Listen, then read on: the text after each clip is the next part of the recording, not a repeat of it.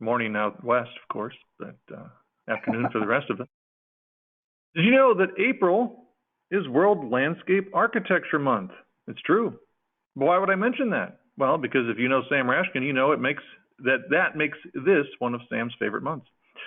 You know, landscaping is one aspect of a homeowner's experience, but when it comes to purchasing homes, home buyers are demanding a better sales experience. Their shifted expectations are placing new demands on the sales and marketing process of builders, developers, and manufacturers alike. Transparency in the sales process and relationship building are paramount, and traditional retail sales concepts have now penetrated the housing market. And more than ever, digital marketing and virtual reality are taking over the role that model homes used to play, because now home buyers gather information and even purchase homes online. Now, here to explore the shifting paradigm for building professionals is Dennis Webb. He is the Vice President of Operations for Fulton Homes, where he oversees sales, marketing, operations, and the Fulton Homes Design Center. In his 25 years there, he has led the charge of using technology combined with past retail experience to help transform the company into one of the most advanced home builders in the country when it comes to customer experience, operations, and marketing. Now, he has served on the City of Tempe, Arizona's Development Review Commission for 12 years and is president of the board of directors for the Energy and Environmental Building Alliance, which we all commonly know as EBA. Prior to joining Fulton Homes, Dennis has held a variety of retail sales roles, working his way up from salesman to store manager, buyer, merchandise manager, general manager, store president, and vice president of stores. Now, I mentioned Sam Rashkin earlier, and for those of you who don't know him, he is the former chief architect at DOE's Building Technologies Office. Sam has earned a national reputation for his work leading housing programs that have partnered with thousands of home builders and resulted in over 1 million certified high-performance homes. He retired from that agency a little over a year ago and is now solely focused on creating and teaching the content for the Housing 2.0 program. That content is based largely on Sam's latest book, Housing 2.0, a Disruption Survival Guide. Now, that program empowers building professionals to design and construct higher performance, healthier, more sustainable homes at a fraction of the cost. To learn more, please visit www.greenbuildermedia.com/housing-2.0. Now, I wanted to tell you about some of our favorite sponsors. The first is Mitsubishi Electric. Mitsubishi Electric promotes sustainable building through the electrification of residential and commercial heating and cooling products. Their mission is to advance technologies that reduce waste output, promote sustainable resource cycles, while increasing energy efficiency and eliminating dependence on fossil fuels. Next is Westlake Royal Building Products. They are the North American leader in the innovation, design, and production of a broad and diverse range of exterior and interior building products, including siding and accessories, trim and moldings, roofing, stone, windows, and outdoor living.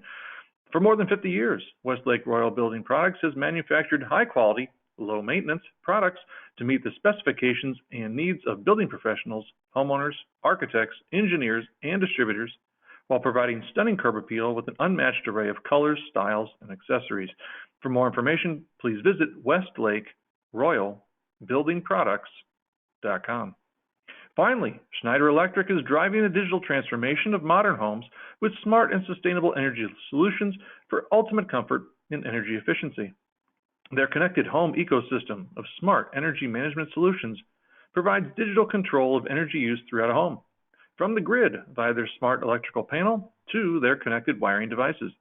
This grid-to-plug solution makes it significantly easier to create smart, solar power, and backup power-ready homes, both now and in the future.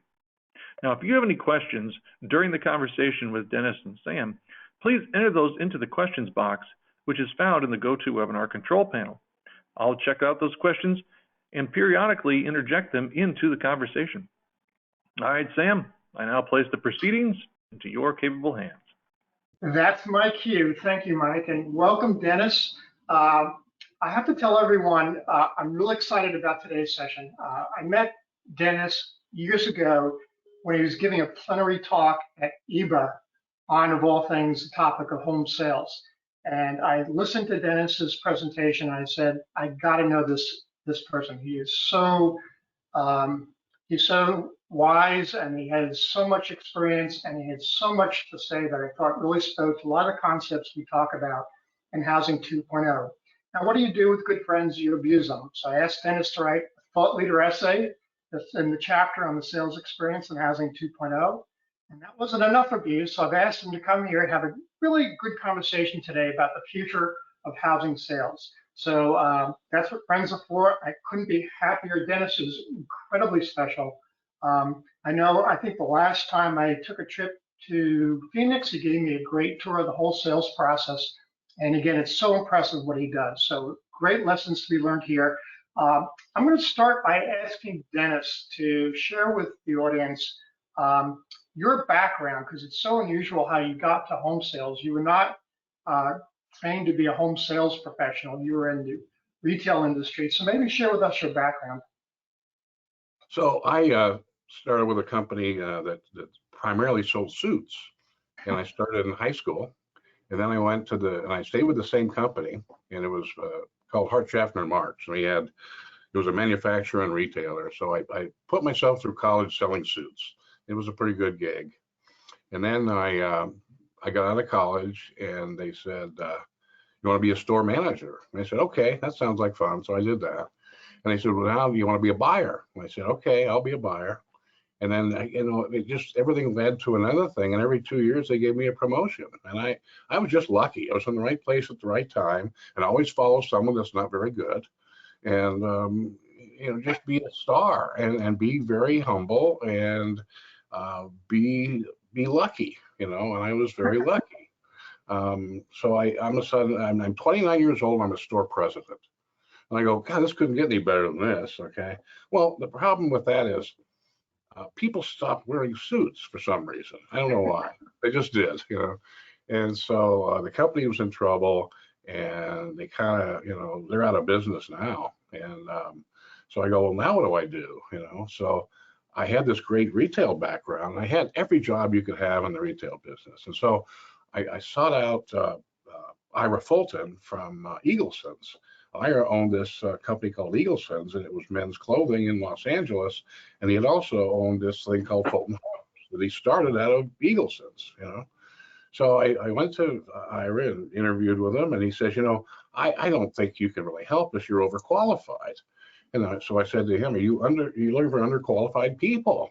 And he goes, no, not really, but So I said, just give me a shot. I can really help you guys. And he said, okay. Well, that was 31 years ago. And in 1995, he sold the retail stores, and I stayed with the company he sold it to for about a year. He had a non-compete in there, so he couldn't hire anyone. So a year was up, and he and his son Doug had me over to Phoenix one day and said, "You want to join our company and help us build houses?" I said, "I don't know anything about houses." He said, "Yeah, we can teach you that. You know about people, you know about marketing, you know about profit and loss and things like that, and we can teach you the home building business." And so that was that. And so I've been here ever since. What I've really been lucky is they just, okay, you could do that. Okay, you could try that. You can, they've been very supportive of all the things we've done. And we've done tons of stuff in technology, and we've got probably the largest and most successful design center in the country. Our sales offices are the envy of the industry. Just how we sell things is incredible. Our operations are far above anyone else in the country, and people come out and look at us. They go, "Well, I just want to study these guys and see how they do stuff," and so it's kind of flattering. So yeah. I'm at the point now where it's been kind of fun. Yeah, I was always intrigued that the serendipity of bringing someone from outside the housing industry with great retail sales experience works so well for Fulton Homes. And of course, you had a relationship with Ira in the former business, and so everything's set up so nicely for you.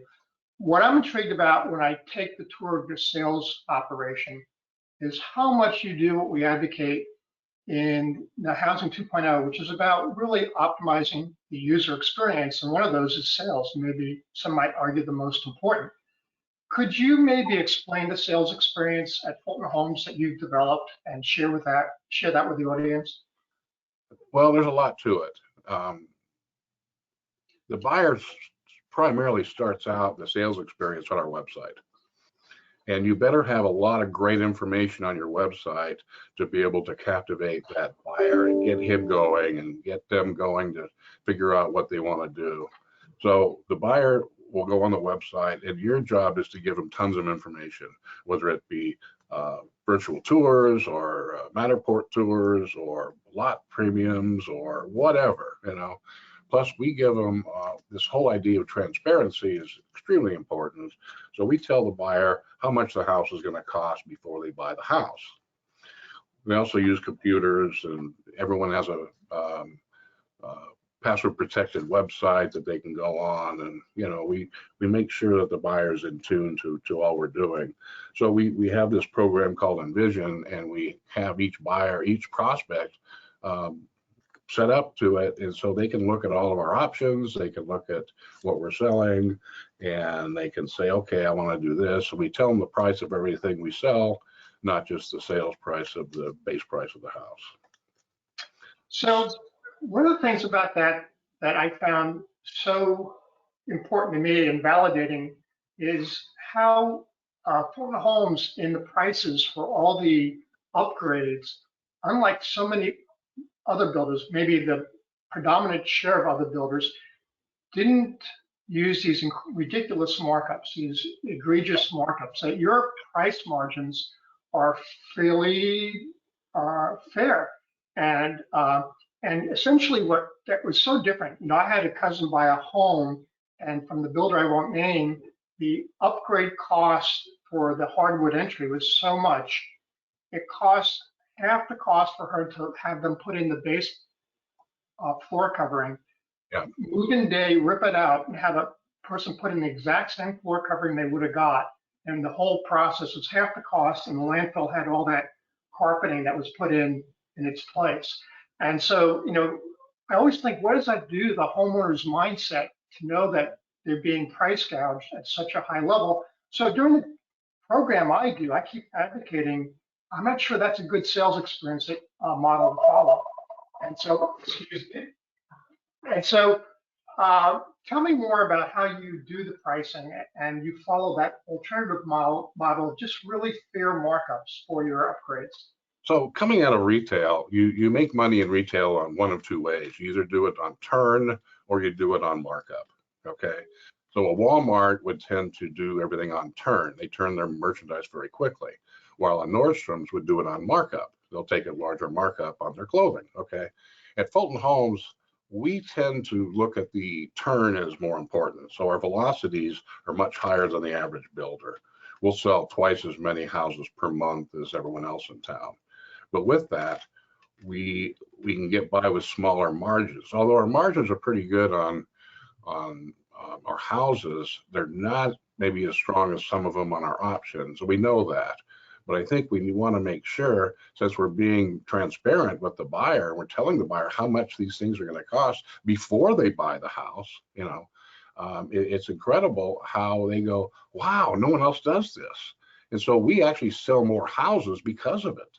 Okay, because if you and some of the stuff in our design center in our models, they know exactly what it is. They've got their iPhone, and they'll look up that GE refrigerator, and they know it's you know, $1,800 at Best Buy, and we can't be at $2,500.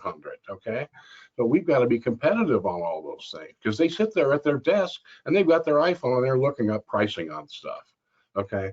So we've got to be very competitive. And then there's some things we can take higher margins on, just like in the retail business, like electrical, because you've got to do that before you seal up the walls and everything. But on things like appliances and faucets and things like that, and electrical, some of the electrical like lights and fans, you got to be careful. And you got to take a markup that's realistic.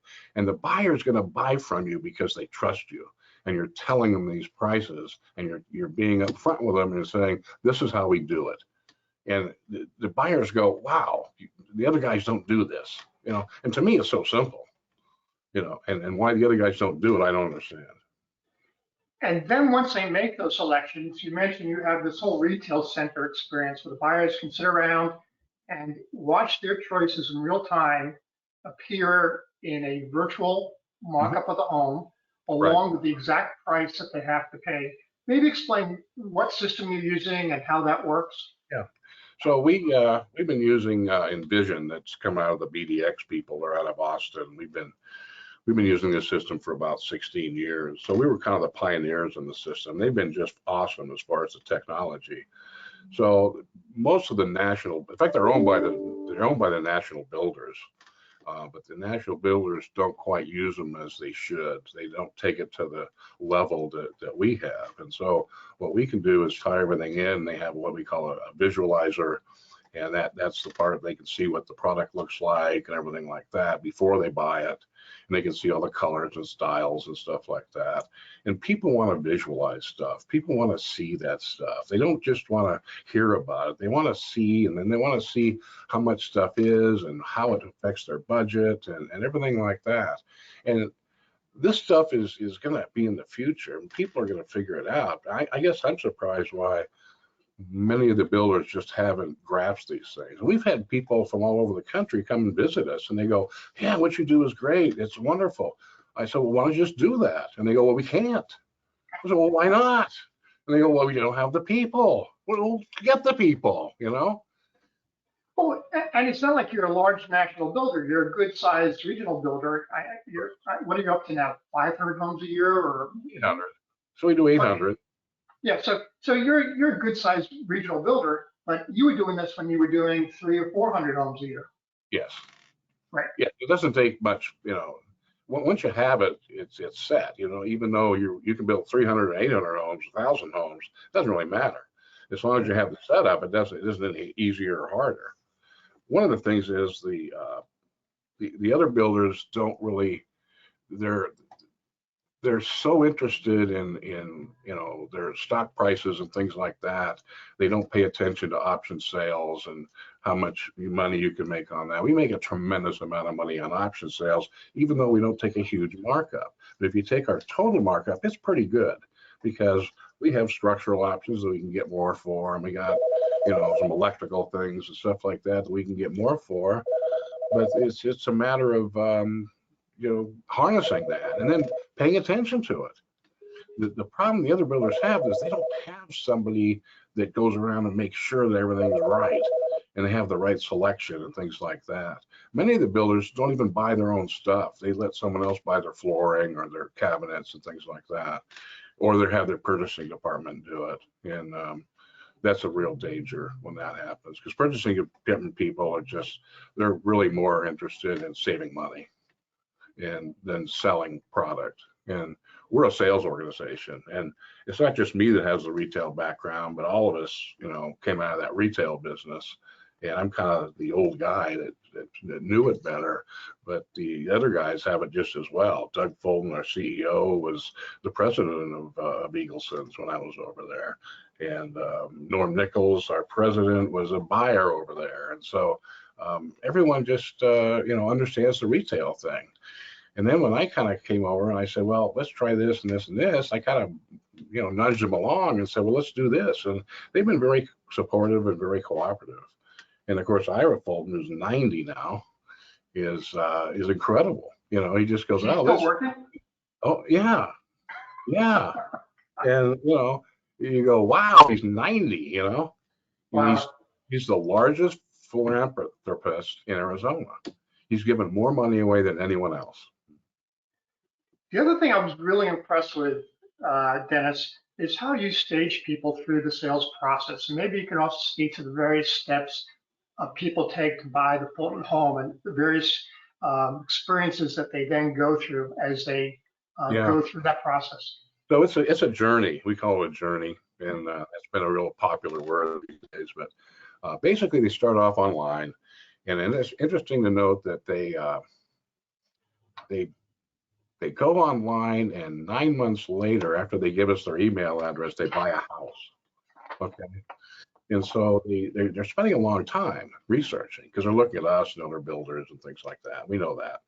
So we want to get them in that. So we have a computer system that we can tell anyone that's been online, and we can track them. We can see where they've been and everything like that. So it isn't uncommon for our salespeople, who are great, by the way.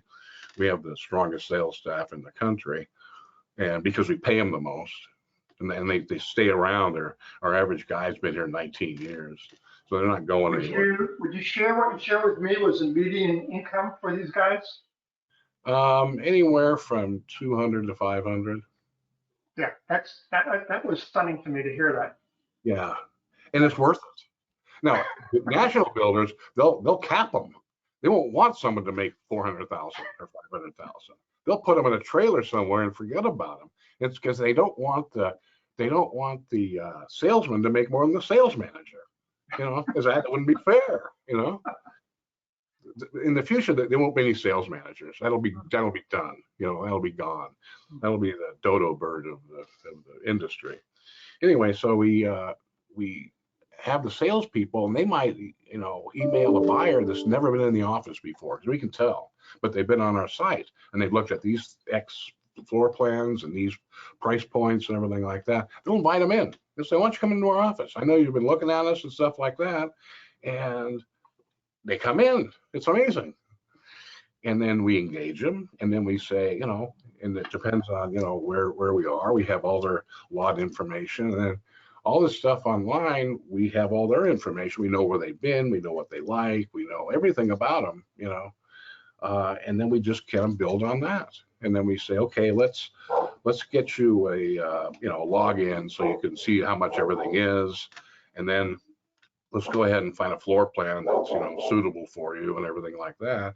And then we'll take them and we'll bring them to browse night. So every other Thursday at our design center, we invite people that haven't bought a house or have bought a house and haven't had a design center appointment.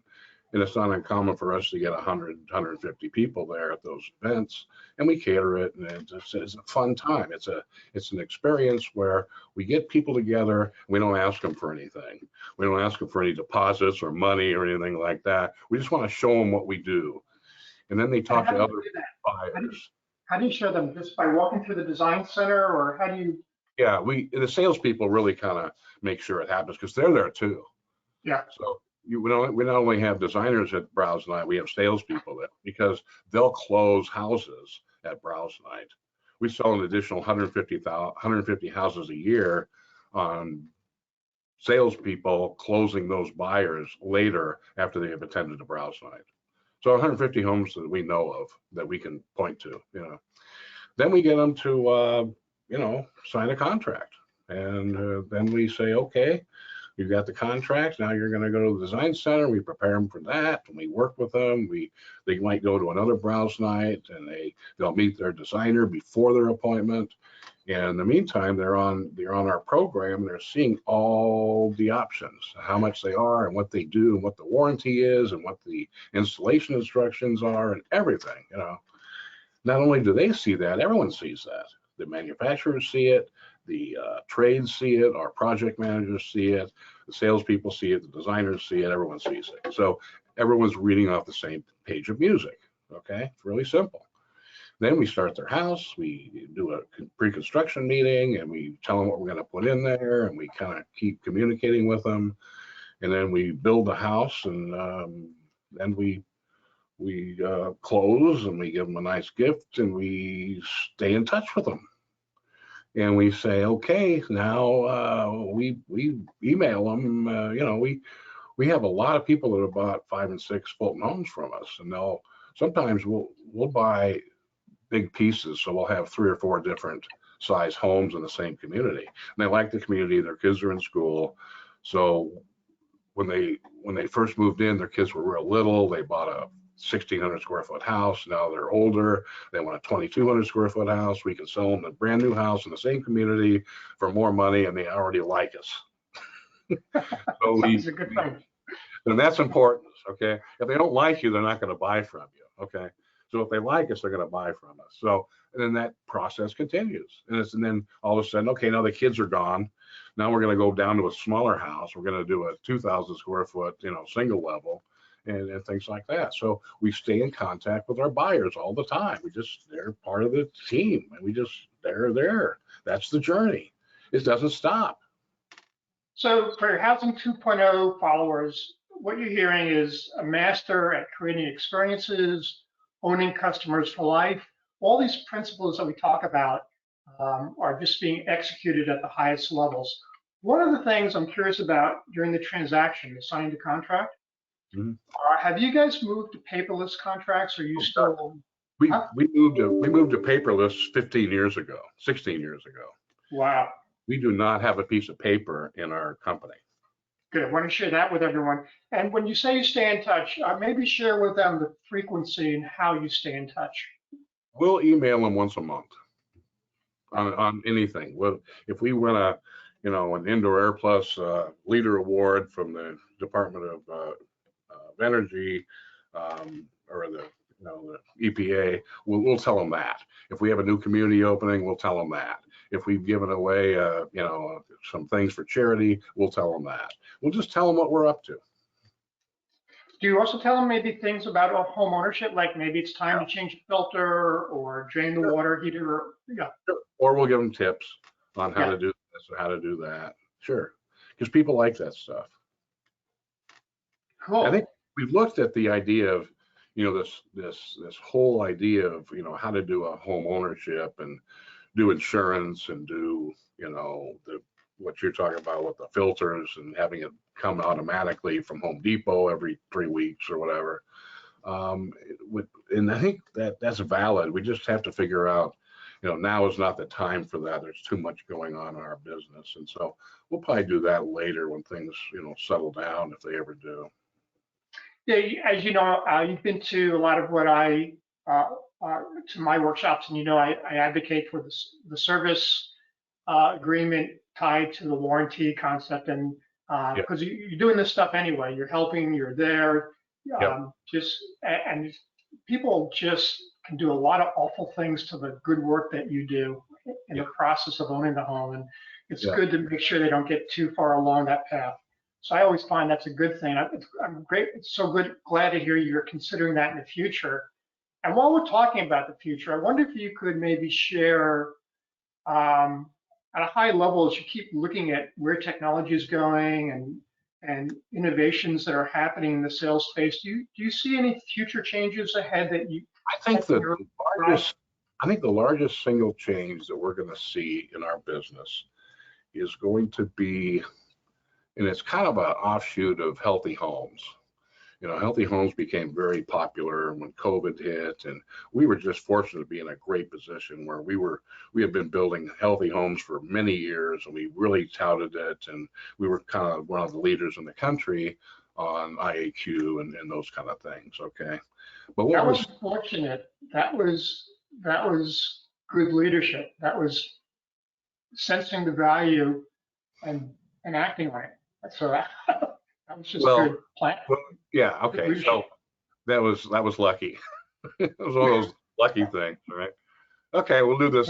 This is 2014. Okay, we'll do this Indoor Air Plus thing, and we kind of been really a proponent of it. Well, more than a proponent, I don't think anyone's been recognized as much in the Indoor Air Plus program than Fulton Homes, right? That's I think by far the most homes and the most. Yeah, and we're quite proud of that, actually. It's been really good, and it's opened up a lot of doors and things like that. So to jump on that, I don't know if you've heard what Sekisui is doing. So Sekisui is a Japanese company, a home building company, and they actually own Woodside Homes here in the United States. But they've developed, they're doing this in Japan right now. It's fascinating. So they have these sensors in their homes. Japan has an aging population, very similar to the US. Unlike a lot of the other countries, they don't have multi-generations. They all kind of live alone. So you might have an elderly couple living alone. They'll have sensors that will sense strokes. The thing with strokes is the quicker you can detect a stroke, the much better the results are going to be. If you wait too long after a stroke, 4 or 5 hours, that person is going to have irreparable damages or death. Okay.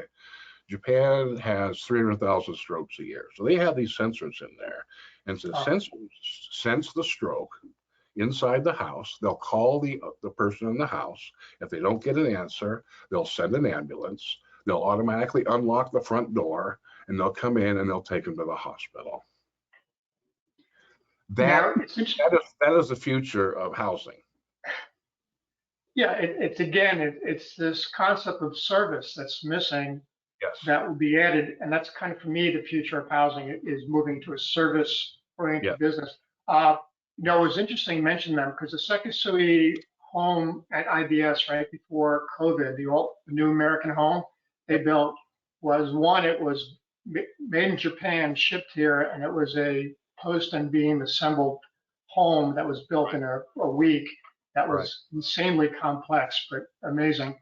But it was loaded up with these sensors beyond stroke. And I think when you went to the bathroom, it would sense if the urine was right, and the mirror at the sink would sense certain skin tones and things. So there's a lot of sensors that they're looking at just to monitor health.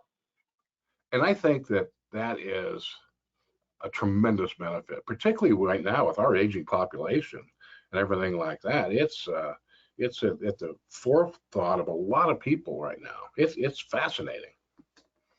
Is there anything also in terms of where you see things going, like what percent of your buyers are virtual buyers? In other words, they don't even go to the model homes, they buy it virtually online.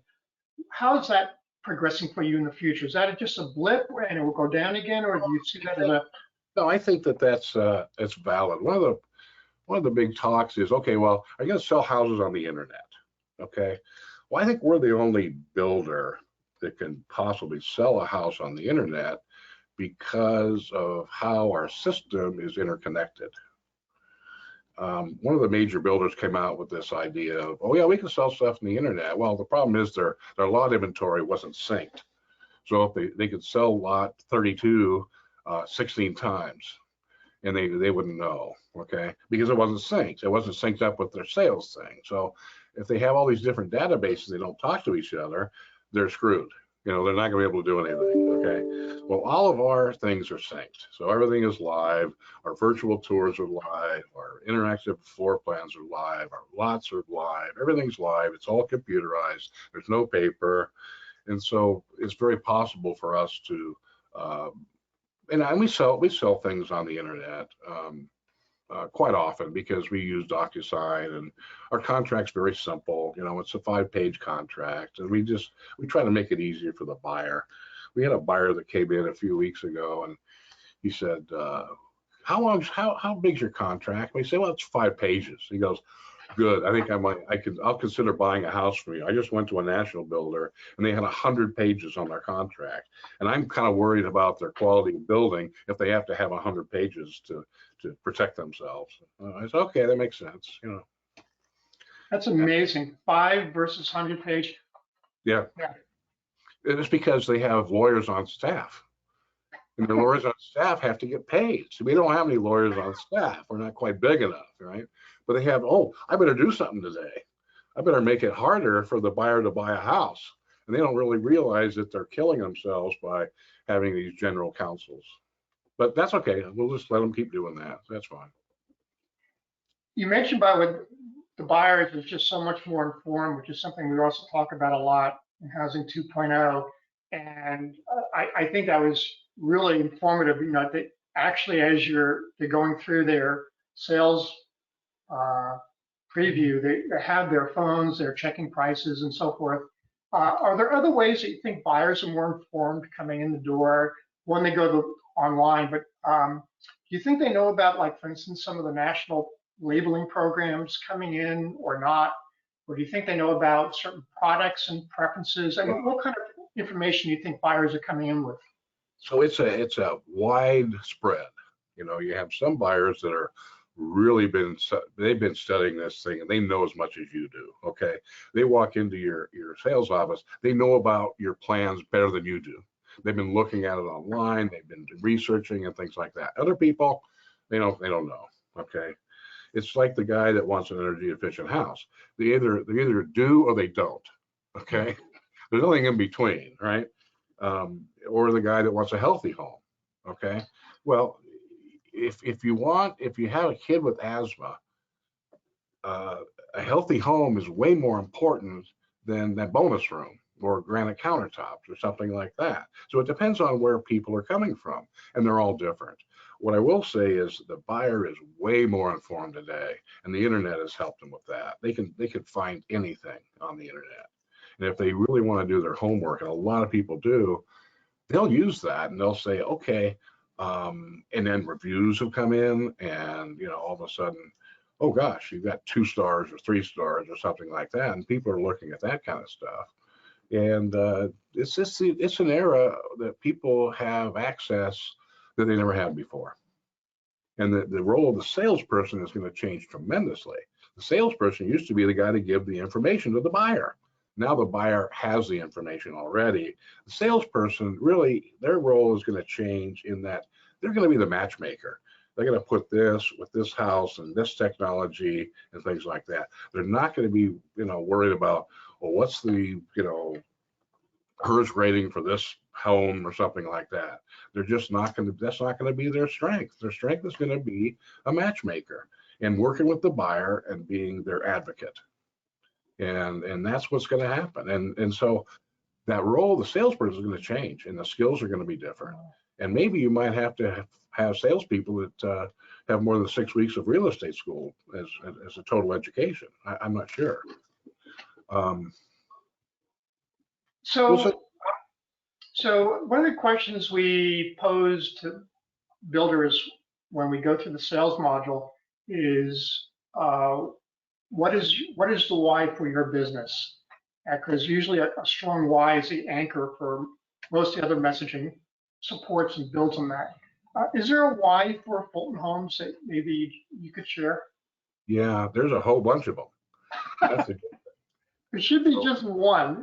And well, I think the one would be it's the right thing to do. You're going to be happy here. We're doing this for you. We're local. We're very community oriented, and we're going to build a house for you that is going to be perfect, and you're going to have a great experience. And the great experiences be all the stuff we've been talking about. And they're not going to get that anywhere else.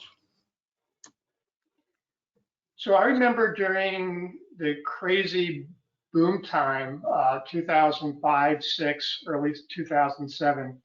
We were in that, huh? I remember We were in that.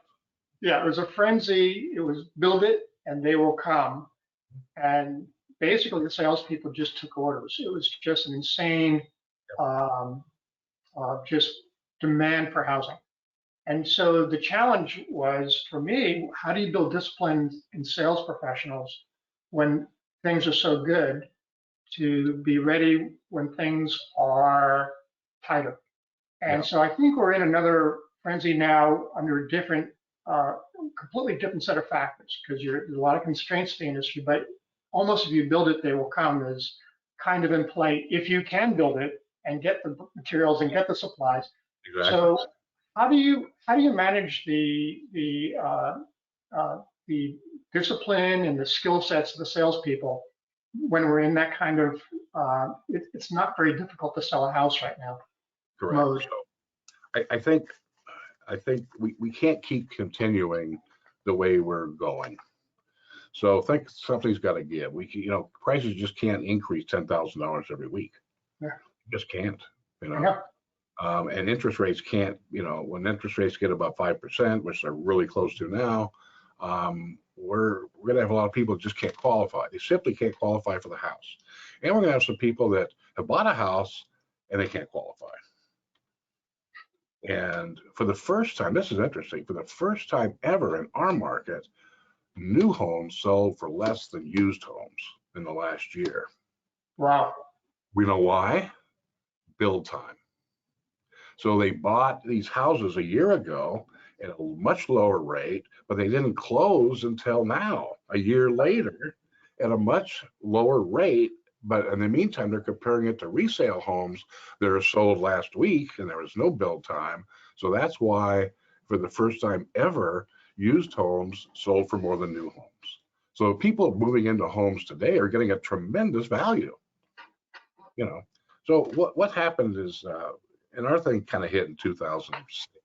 So 2005 was our best year. We we closed 2,200 homes. Okay. Wow. Yeah, that was That was is a frenzy. yeah, that was busy. Okay. Well, all of a sudden the music stopped, and we go, well, and we had 36 salespeople. So I'm trying to figure out, what we do with 36 salespeople when the music stopped, and all of a sudden no one's buying houses. And I go, well, it was very, very difficult. You know, It um, and was a I'm not. tough time. It's very tough. We've never really gotten back to that. We've never gotten back to those numbers in the whole market. The market is doing half of what it did back then, and we're Which really is again, yeah, it speaks to why we have such a supply shortage right now, because yeah, we're building less than a number of households being created every year. We're right. creating a less number of homes than that, so we're always creating a shortfall. So it's So just a problem. going back to 2007, when everything started, collapsing, there were many of our salespeople that had really strong closing skills and selling skills, and those are the ones that we needed. The guys that were nice people and taking orders, we didn't need them, and so those are the ones that left, and we got down to, oh gosh, half. We went from 36 to 18 salespeople, and we got to get this going. And then the other thing we did, which is kind of unusual, we bonused our salespeople, the good ones, so that stay. Give them another $20,000 a year, or whatever, if they were running really low, so they wouldn't go to work for someone else, because we couldn't control the incomes because the volume wasn't there. The other thing we did is we kept producing houses. Well, the national guys stopped. We kept producing because we said the housing business hasn't stopped. It's just slowed down unbelievably. It's just slowed down to 90%. So, but there's still houses that people are going to buy. So let's get that. So our market share, increased tremendously. So fast forward to 2022, 2023, that same thing's going to happen. It won't be as bad as it was, but you're going to see a little bit of an era where salespeople are going to need to be able to sell houses again, because there's going to be more competition, and it's just going to be harder for them. So we're going to go through that same cycle again, but it'll be quite a bit different. One last point before I let Mike weigh in with some questions is, and this is also a real pet peeve of yours, I want you to speak to it, is you're really, you can't believe how there are these sales meetings every week, and maybe speak to the fact, how you just want people to be productive and bypass that. So I think the funniest thing in the world is all these national builders, they close their stores. I call them stores, but they're really sales offices or model home parks or whatever. They're stores. They close their stores one day a week so that they can have sales meetings. And so they close their stores because of their operational deficiencies. Okay, that's the craziest thing in the world. What other industry even would consider that? You wouldn't go to a Nordstrom store and go, well, they're closed on Fridays because they have their sales meetings, And of course, the sales meetings, you have a sales manager whose sole job is to have sales meetings. He doesn't do anything else. And they take time away from the salespeople when we would much rather have our salespeople taking care of their customers during that time. No, I've asked salespeople, because I talked to hundreds of them working for us and other builders, who really likes these sales meetings. I have I've never found anyone who says, I like sales meetings. I really enjoy them. I wish we had more of them. No one says that, okay? In fact, one of the reasons we can retain salespeople is we don't bug them. We don't cap them, we don't bug them, and we don't say, hey, you got to come in and close your office on Friday morning till 3 o'clock. And come on down and we can kind of go over your B-backs or something like that. We hire really good people that we trust and could do the job, and we don't babysit them, and we don't bring them in for sales meetings. And the sales manager is just a giant waste of time. I'm not sure. There isn't even a sales manager position. Eliminate it. Yeah, we've never had one. We wouldn't know what to do. Hey, Mike, do we have any questions you want to share? Yeah, I got a couple, and would certainly encourage our audience to send them in via the questions box. Dennis, we've been talking a lot about production builders, and you're obviously a sizable regional builder. But one question we had was, what advice would you give to builders who only build 20 homes or less per year? Get it to 30. It sounds simple, okay? When I first joined EBA, I was amazed at the quality of people and their passion, and they were building great houses, but they were so intense on building the house better that they didn't think about increasing the sales. And the guy goes, and this is serious. So the guy goes, well, I'm building 10 houses a year. What do I do? I said, build 15, just build 15, and you'll be better off. And then I asked someone, would you rather increase your sales or have another thing that saves money on your electric bill? An energy saving thing. I'd rather have the energy saving thing. I said, wrong answer. You're already building a great house. You're building a net zero. You're doing great. You need to increase your sales. So it's interesting, Dennis. I'll speak to one experience with a builder who just found his lane and stayed in it. And it's an EBA builder from way back who no longer is with us. Bill Ike in Spirit Lake, Iowa, was one of the first builders to just embrace, in the mid-late 90s, he embraced the whole EBA building science approach to home building. And so what he did in his case was he just built in Spirit Lake, Western Iowa resort community, about 20 homes a year. But he did so well just getting ahead of the pack and creating such a superior home and then selling it so well. I won't go into his story, which is in the book, but essentially Bill Ike just loved staying with those 20 homes, making a really substantial margin each of the 20 homes, owning the community as the best builder, and just enjoying. That's what he did. And so he made a really good living, and he camped out at right about 20. And in some cases, if you can get ahead of the pack and deliver as a small builder, a special, unique experience that you own. In his case, it was high performance. Sometimes you can settle in and just enjoy that lane. But I like the idea of just, most builders want to increase profit. Probably more sales is a good way to go. If you take care of your customers, they're going to tell their friends. You're going to be able to, if you have a great image, which we happen to have because of all the stuff we do, you have such an advantage. And the thing is, if you're going up against the national guys, you have a tremendous advantage. They can't move quickly at all. They don't advertise. They don't cater to the local market. Some of them even, they tell them what to buy. They have national accounts or something, national contracts with accounts. I go, what is that? How does that work? And it's just crazy. So if you could be close to your customer and give your customer stuff, even if you're building 20 houses, you'll soon build 25 and 30 and build more houses. Mike, you have any other question? Oh yeah, they're coming in pretty well now, and so we'll get to all these here. You're talking about buyers, and there was a question that was asked.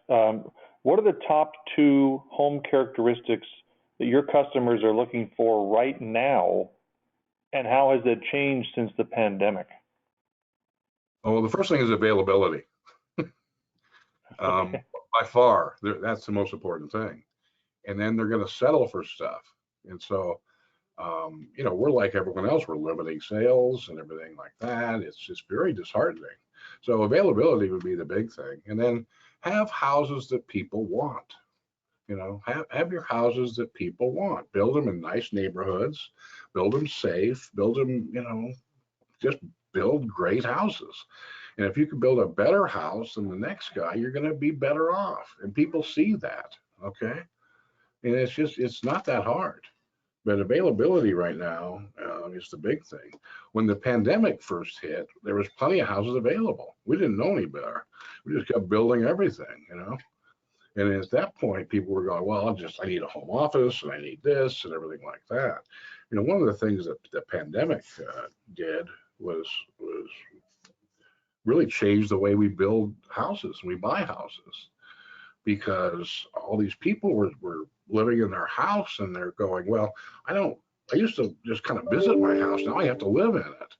I visit the house and I just go, okay, I'm gonna come home at 6 o'clock and I'm gonna have dinner and watch TV and maybe play with the kids for an hour, and then I'm gonna go to bed and I'm gonna do the same thing the next day. Well, now I'm here every day. And my wife's here every day, and the kids are here every day, and the dog's here every day, and they're all driving me nuts. Okay, I'm just going crazy. So this house is not going to work. I need to get a new house. I need to get a bigger house. I need a house that has an office. I need a house that, our big thing is we do a big loft business now, because you can put the kids upstairs and they can do their schoolwork and their, things up there, put a couple of computers up there and they're set. So the houses are way different than they used to be. And people are just, they need a bigger house, and they also want a better house. They also want stuff that, I'm going to be in this house every day, so I want nice cabinets and I want nice flooring and things like that. So I got to walk on this stuff every day, not just at night. It's all day I'm here, So things have changed tremendously. We show in the presentations, research pre-pandemic was just about 70% of your day was spent in the house pre-pandemic. And so now I'm estimating it's got to be over 80%, 85% post-pandemic.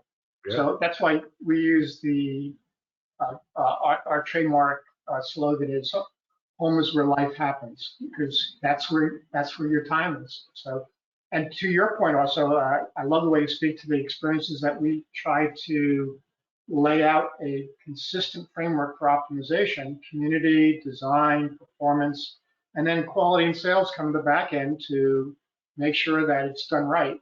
Right? Community, design, and performance are done right. And so it all has to come together. Right. That's right. And so sales is so important. It's really where it all comes together. Mike, next question. Yeah, so we've got two questions that are very similar. One's from our friend Howard in Hawaii, and the other one's from Hap in New Jersey, but they're both thinking kind of along the same lines. So Howard's asking, how important is energy efficiency in promoting sales? And again, it's kind of connected. Hap is wondering, are your buyers asking for net zero homes? Good question. We started doing Energy Star just as Sam was leaving Energy Star. So that's a long time ago, right? That was intentional. They were waiting till I left before he would start. Well, we wanted to make sure that, the thing wouldn't get sabotaged or something like that. So, I think we started Energy Star in 2008 or something like that. I think you left about that time, right? 2010. Okay. So maybe we just caught you there. Anyway, we thought that was a good idea to kind of be ahead of the thing and say, in fact, we were the first builder in Phoenix to do Energy Star 3.0. And it was kind of funny because we were advertising it as that. We're the only builder in Phoenix doing 3.0. So I got a call from the EPA. They said, you can't say that. You can't say that. You can't say you're the first builder because we haven't started it yet. I said, well, we started it. We're building all our houses that way. We just need to get a head start. We're helping you. And we work with our air conditioning company. They're developing products, so you guys will be fine and everything like that. But you've got to have product to be able to do this thing. We launched it in a year and a half before it went live. They said, well, you can't use that. I said, okay. So I said, what can I use? Well, you can say it's a version that hasn't been put into place yet. I said, okay, I'll do that. So we started advertising that. So Energy Star became very important. And Phoenix is a real strong Energy Star market, probably the strongest one. And as far as just everyone, Energy Star was an ante to get in the poker game. And that's why we said, well, we need to do something else. We need to go to Indoor Air Plus, And then next we're doing net zero. And so we're in the process of doing that right now. When you're building 800 homes a year, it's real hard to just flip a switch and do net zero. There's just a lot of things that we're working on. We'll get there. But the buyers' big thing is they're not really asking for Indoor Air Plus or They want an energy efficient home, but it just depends. A lot of people, yeah, I got to have a net zero, I got to have an indoor air plus, but that's not the majority. Dennis, um, my assessment is identical to yours. And so forever with both Energy Star and Zero Ready, I said to the builders we engaged, please don't expect the buyer to walk in the door and say, let me see the Energy Star or the Zero Ready. I always positioned it as if you can identify a need during the sales process, someone wants and cares about energy or health or comfort, you are certified one of the best homes in the country for what they care about. And so it was there to validate that you were in fact certified in what they cared about. And that's basically always how we positioned the program, because we knew the reality. And but we knew that it was also that energy efficiency was not, even from the beginning, not the thing consumers cared about, saving the additional $30, $40 a month, particularly as home prices were going up. There are other, early on, a lot of the builders were thinking quality was a much more, the quality that came with the third-party verification was a stronger play. And then health now seems to be the sweet spot in terms of where people's heads are at, particularly post-COVID. Now health is a surging interest. So all that aligns with everything that you're saying. So I've always said that given the two things, health is more important than energy efficiency. Yes, much and more. A lot of people like, oh, you can't, that's blasphemy. You can't say that. I think that's understood now. I think that's understood. Yeah, I think COVID kind of reinforced that. Yeah, and I think the market has so much compelling evidence about the willingness to pay for health that I think people are understanding, whether it's organic food or bottled water, if you have any basis for making a claim that you have a healthier choice, there's a huge market for paying the extra cost. Anything else, Mike? Yeah, Hap was curious, talking about being able to flip that switch, and it's not the easiest. He was curious, do you use modular or panelized construction for your homes, or? No, we would love to. The problem. You will. I know we will, but we've got to get somebody to make it first. And we looked at SIP, all these things, and it's great. We went out and looked at this this company that was just huge, and they were going to revolutionize the world, Katera. And their factory was right, 10 miles away. We went out there, the whole group went out there. We spent a whole day with them, and we go, wow, this is incredible. And 3 weeks later, they're gone. We're a lot like, I guess we're not going to use them, So it'll get there, but not now. I'm gonna have to reach out to you. Just I want to show you something new I've been doing with SIPs later, but we'll talk about that some other time. Okay, I mean we're up to it. It's just right now it's hard to turn on a dime and say, okay, let's build these 800 houses this way. You were talking before about the sales process and how that has obviously changed. So kind of a pointed question from David. Are parade of homes still relevant? I don't even know what that is. I don't know what a parade of homes is. A parade of homes is a sales event where a little cadre of builders in a local market will offer up one home to show and have people walk through, or sometimes it's done for existing home sales, where existing homes in various locations in a region are opened up so people can walk through them and see what the homes that are being lived in actually look like. But there's kind of a quasi thing that can be done for new construction as well, but mostly it's for existing homes, and just to see what some of the most special homes in a market look like by taking a tour of them throughout the community. And it's a tour that you would take one home to the next. I don't know why anyone would want to do that. Okay. That's the dumbest thing in the world. They can be very successful actually, because people are interested to see other homes in the market. So Okay. Just when people go to homes for sale on open day, just to walk through them, Yeah. just get a sense of how people are Yeah, living, well, decorating. Yeah. I want to see, I'm getting decorating ideas. Okay, that's fine. You know, I don't want to sign in because I'm getting decorating ideas. Okay. What difference does that have to do with it? Well, I don't have any other questions. I just put out the final call for questions to our audience, so we'll see if they've got any final questions. But Sam, did you have any other questions for Dennis? No, I'm good to go. I can go with Dennis all day, but I'm going to stop here because We've done that before. one is, I always love chatting with Dennis. He, he's just, proven that these basic principles work. He's done such an amazing job at executing them for the company. And I love just his insights. So I'd like just to thank him now just for a great 1 hour session in our Thought Leader series. I think amazing, useful advice for everyone out there. And God, this is just, if you're going to go through the trouble of building a high performance home, this is the part you got to get right. So thank you so much, Dennis, for joining this particular Thought Leader series for us. Sam, I think the world of you. You're just a unbelievable character, and I really thank my lucky stars for your friendship. It's been Ditto. Well, thank you both for letting us sit in and listen to your conversation. It was really cool to pull some insights out of this, and thank you on behalf of our audience, but also thank you to our audience for attending and asking those great questions.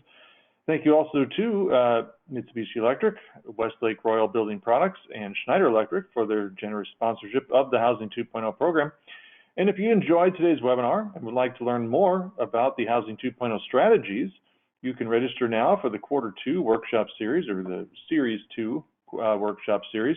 That 6-part series is going to begin on Thursday, May the 12th, and it starts at 12 p.m. Eastern Time. Again, the website to go to is www.greenbuildermedia.com/housing-2.0. Now, before that series starts up, we're going to be right back here on May the 4th at 2 p.m. Eastern for another webinar in our Thought Leader series. We're going to be joined by Eric Whirling from DOE to talk more about healthy homes. So I hope you'll be able to join us for that. Speaking of health, tomorrow is World Health Day. So to all of you out there, from all of us here, we wish you the best of health and take care.